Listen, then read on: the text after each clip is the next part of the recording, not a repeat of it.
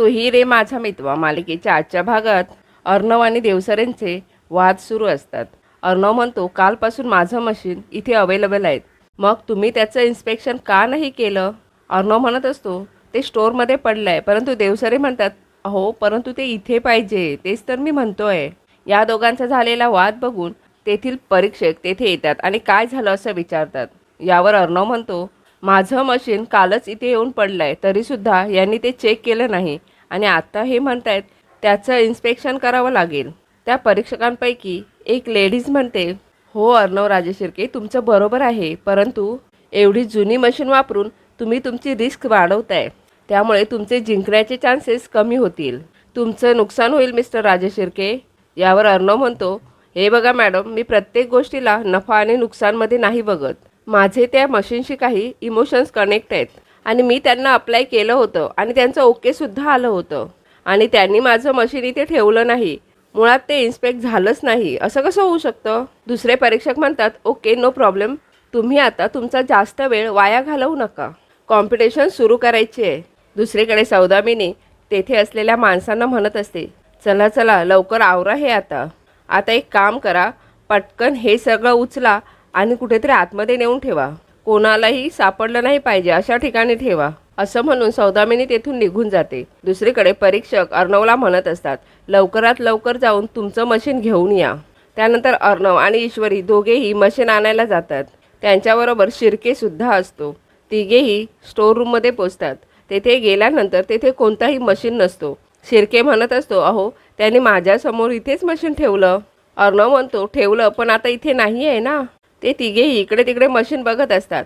तेवढ्यातच ईश्वरीला त्या मशीनचे 2-3 पार्ट्स खाली पडलेले दिसतात. ईश्वरी पुढे होऊन ते पार्ट्स हातामध्ये घेते. पुढच्या 10 मिनिटात स्पर्धा सुरू होणार असते आणि कंटेस्टंटना फक्त बॉक्समध्ये दिलेलं कापड, थ्रेड आणि ॲसेसरीज वापरूनच ड्रेस बनवायचा आहे.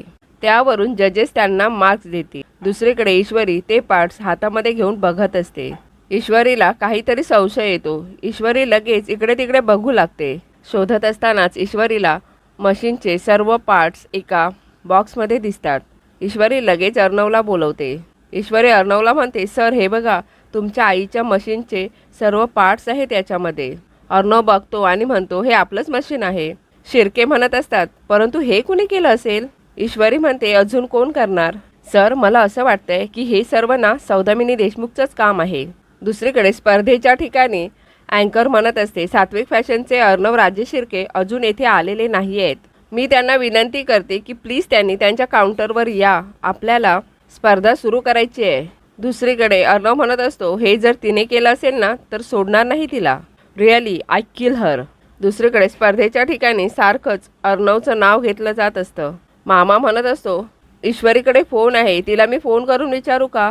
त्यानंतर मामा ईश्वरीला फोन लावतो. मामा ईश्वरीला तुम्ही कुठे आहात असं विचारत असतो. ईश्वरी आम्ही इकडे स्टोअर रूममध्ये असल्याचं म्हणते. मामा का असं विचारत असतो. ईश्वरी म्हणते, सरांच्या आईचं मशीन पूर्णपणे उघडून ठेवलं आहे कोणीतरी इथे. हे ऐकून मामाला धक्का बसतो. अंजली मामाला काय झालं असं विचारत असते, परंतु मामा म्हणतो, चल आपण जाऊयात, मी रस्त्यामध्ये सांगतो तुला. दुसरीकडे अँकर म्हणत असते, स्पर्धेची सुरुवात करायचा टाईम झालेला आहे आणि अर्णव राजेशिर्के इथे पोहोचले नाही आहेत, त्यामुळे त्यांच्याशिवाय आपण ही स्पर्धा सुरू करतोय. त्यानंतर स्पर्धा सुरू होते. अर्णवला ते मशीन बघून आपल्या आईची आठवण येत असते. त्याला आईबरोबर घालवलेले क्षण आठवत असतात. ईश्वरी म्हणते, सर हे मशीन आपण. अर्णव खूपच गोंधळलेला असतो. ईश्वरी त्याला धीर देत असते. ईश्वरी म्हणत असते, सर अहो दुसरा राऊंड सुरू झालाय, तुम्हाला जावं लागेल ना. शिर्के म्हणत असतात, सर यावर काहीतरी दुसरा ऑप्शन असेल ना, म्हणजेच आयोजकांनी दिलेलं दुसरं मशीन. यावर अर्णव शिर्केंजवळ रागाने बघू लागतो. शिर्के सॉरी असं म्हणतात. त्यानंतर मामा आणि अंजली स्टोअर रूममध्ये येतात. मामा म्हणत असतो, हे सर्व कोणी केलं? यावर शिर्के म्हणतात, सौदामिनी देशमुखने. आपल्याला हरवण्यासाठी त्यांनी केलेला हा प्लान आहे. स्पर्धेमध्ये आकाशसुद्धा कामाला लागलेला असतो. सर्वजण फटाफट कामाला लागलेले असतात. अँकर म्हणत असते, मिस्टर राजेशिर्के प्लीज तुम्ही तुमच्या काउंटरवर या, ऑलरेडी स्पर्धा सुरू झाली आहे. मामा इकडे म्हणत असतो, आपण त्यांच्याकडे नंतर बघू, आता राऊंड महत्त्वाचं आहे. ईश्वरी म्हणत असते, सर हे बघा, तुम्ही प्लीज स्वतःला सावरा आणि सगळा हाऊसला गोळा करून प्लीज तुम्ही तुमच्या काउंटरवर जा. अर्णव म्हणतो, मी सिंदूर काय बोलतेस तू? मी विदाऊट मशीन काम कसं करणार आहे? ईश्वरी म्हणत असते, सर तुम्हाला स्केचिंग करायला वेळ लागेल ना, त्यानंतर तुम्ही कापड कापायला घ्या, तोपर्यंत आम्ही हे सगळं जोडतो आणि वेळेमध्ये घेऊन येतो. प्लीज सर तुम्ही जा, प्लीज तुम्ही सुरुवात करा, आम्ही येतो मशीन घेऊन, तुम्ही टेन्शन घेऊ नका, कारण याच्यामध्ये खूप वेळ जाईल. अंजलीसुद्धा तू जा असं म्हणत असते. आम्ही हे सर्व करतो आणि मशीन घेऊन येतो. मामासुद्धा अर्णवला जा असं म्हणत असतो. त्यानंतर अर्णव स्पर्धेच्या ठिकाणी जातो. मामा इकडे ईश्वरीला म्हणतो, ईश्वरी तू म्हणालीस खरी, परंतु हे सगळं आपल्याला जमणार आहे का? अंजली म्हणते, हे सगळं करायला किती वेळ लागेल आपल्याला? परंतु ईश्वरी म्हणत असते, हे बघा काहीही करून आपल्याला हे करावंच लागेल. आपल्याला आपलं सात्विक फॅशन परत मिळवायचं आहे. कोशिश करने वालों की कभी हार नाही होती. मामा चला कामाला लागूयात. त्यानंतर ते सर्वजण मिळून ते मशीन पुन्हा जोडायला लागतात. दुसरीकडे काही कंटेस्टंटने सुरुवातसुद्धा केलेली असते. ईश्वरी म्हणत असते, हे सगळं जोडावं लागेल, परंतु आपल्याकडे काही सामान नाही आहे. त्यानंतर मामा आणि ईश्वरी काही सामान मिळतंय का ते बघायला जातात. त्यानंतर व्हिडिओ बघून मामा, ईश्वरी, अंजली आणि शिर्के ते मशीन जोडत असतात. अर्णव इकडे स्पर्धेच्या ठिकाणी आलेला असतो. अँकर म्हणत असते, मिस्टर अर्णव मी तुम्हाला किती कॉल दिले, स्पर्धा ऑलरेडी सुरू झाली आहे. अर्णव म्हणतो, आय नो थँक्यू असं म्हणून अर्णव कामाला लागतो. सौदामिनी म्हणत असते, हा परत कसा आला इकडे? त्यानंतर आकाश अर्णवला जाऊन विचारतो, दादा एवढा वेळ का झाला तुला? मशीन कुठे आहे तुझं? यावर अर्णव म्हणतो, आपलं मशीन कोणीतरी डिसमेंटल केलं आहे. आकाश म्हणत असतो, ओके मी बघून येतो. यावर अर्णव म्हणतो, नको नको सगळे आहेत तिकडे, ते मॅनेज करतील, डोंट वरी. अर्णव म्हणतो, आकाश तू पण एक पार्टिसिपेंट आहेस, कोणीतरी एक जिंकायला पाहिजे आपल्यापैकी, लक्षात ठेव. आकाश म्हणत असतो, माझं स्केच ड्रॉइंग सगळं झालेलं आहे, त्यामुळे मला जास्त वेळ लागणार नाही असं म्हणून आकाश तेथून निघून जातो. आकाश जात असताना नम्रता त्याला अडवते. नम्रता म्हणते, आकाश तुम्ही कुठे चाललात? आकाश म्हणतो, ईश्वरीला माझ्या मदतीची गरज आहे. नम्रता म्हणत असते, जिजू आणि ईश्वरी काही ते बघून घेतील, तुम्ही का जाताय? हे सगळं अर्णव बघत असतो. आकाश म्हणत असतो, मला माहिती आहे मला काय करायचं आहे.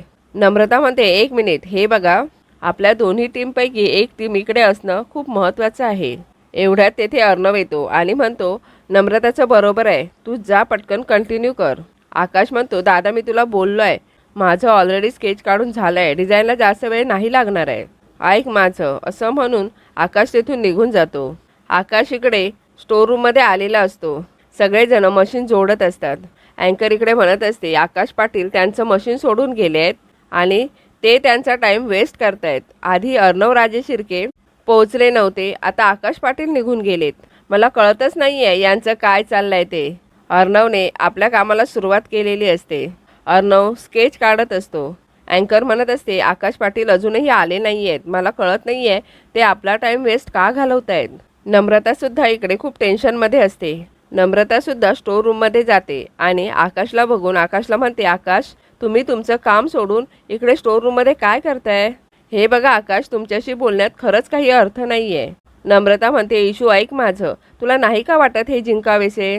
यांना का म्हणून इकडे आणलंयस? आकाश म्हणत असतो, नम्रता प्लीज शांत हो, मी स्वतःहून आलो आहे, तिला काही म्हणू नकोस, कळलं?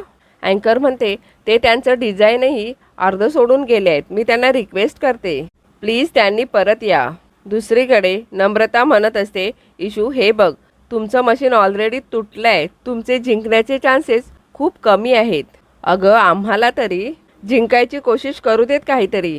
यावर इशू म्हणते, भाऊजी बरोबर बोलते ताई, तुम्ही जा इथून. आकाश म्हणतो, मी ऑलरेडी तुला सांगितलं आहे नम्रता, माझे डिझाईन केचेस सगळं रेडी झालं आहे, स्टिचिंगला जास्त वेळ लागणार नाही आहे. नम्रता म्हणते, आकाश माझं ऐका, तुम्ही आता लवकर तिकडे गेलात ना. परंतु आकाश नम्रताला काहीही बोलू देत नाही. नम्रता रागानेच तेथून निघून जाते. नम्रता स्पर्धेच्या ठिकाणी आलेली असते. अर्णव आपलं स्केच कंप्लीट करत असतो. अँकर म्हणत असते, मिस्टर आकाश पाटील प्लीज तुम्ही परत या. त्यानंतर सर्वजण आकाशला जायला सांगत असतात. मामा रागानेच म्हणतो, अलॉसमेंट झाली आहे आता तुझ्या नावाची, जा आता तू. आकाश लगेच तेथून निघून जातो.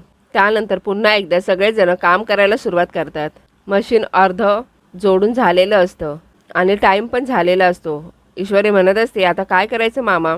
मामा म्हणतो, आता फक्त एकच ऑप्शन आहे, आयोजकांनी दिलेलं मशीन वापरायचं. परंतु ईश्वरी म्हणते नाही नाही, अर्णव सरांना त्यांच्या आईचंच मशीन हवं आहे आणि त्यांच्या आईचं मशीन हेच आपल्याला सात्विक फॅशन परत मिळवण्यासाठी उपयोगी पडणार, माझी खात्री आहे. त्यानंतर मशीनचा हरवलेला पार्ट पुन्हा मिळतो. ईश्वरी लगेच त्या पार्टला जोडते. त्यानंतर मशीन जोडून तयार झालेलं असतं. मशीन घेऊन सगळेजण स्पर्धेच्या ठिकाणी येतात. अँकर म्हणत असते, अदर कंटेस्टंट प्लीज इकडे बघा, आकाश पाटील यांचा काय स्पीड लागलाय तो, प्लीज तुम्ही तुमचे हात पटपट चालवा. अँकर अर्णवजवळ जाते आणि म्हणत असते, अर्णव राजशिर्के यांचं डिझाईन तयार झालेलं आहे, पण पुढची काहीही कृती घडत नाही आहे. Come on Arnav please. दुसरीकडे ईश्वरी, मामा आणि शिर्के मशीन घेऊन येतच असतात. अर्णव आपल्या डोक्याला हात लावून बसलेला असतो. तो खूप टेन्शनमध्ये असतो. मालिकेच्या पुढील भागात अँकर म्हणत असते, सात्विक फॅशनचं मशीन इथे पोचलं आहे फायनली. हे बघून सौदामिनीला धक्का बसतो. ती देवसरेंना म्हणते, हे कसं शक्य आहे. दुसरीकडे ईश्वरी अर्णवला म्हणत असते, तुमची आई आणि माझा गणू बाप्पा दोघेही तुमच्या सोबत आहेत. सौदामिनी इकडे देवसरेंना म्हणत असते, मला माहीत नाही काय करायचं, परंतु काहीतरी करा. अँकर म्हणत असते, आता अर्णव राजशिर्के त्यांचा बॉक्स ओपन करणार आहेत. अर्णव बॉक्स ओपन करतो. त्यामध्ये असलेला कापड पूर्णपणे चिंध्या चिंध्या झालेला असतो. हे बघून सगळ्यांना धक्का बसतो. मामा म्हणत असतो, चिंध्या. अर्णव म्हणतो, या चिंध्याच आता माझं स्वप्न पूर्ण करतील. त्यानंतर देवसरे अर्णवजवळ येतात आणि म्हणत असतात, हे मशीन तुम्ही यूज नाही करू शकत, कारण तुमच्या मशीनचं इन्स्पेक्शन झालेलं नाही आहे.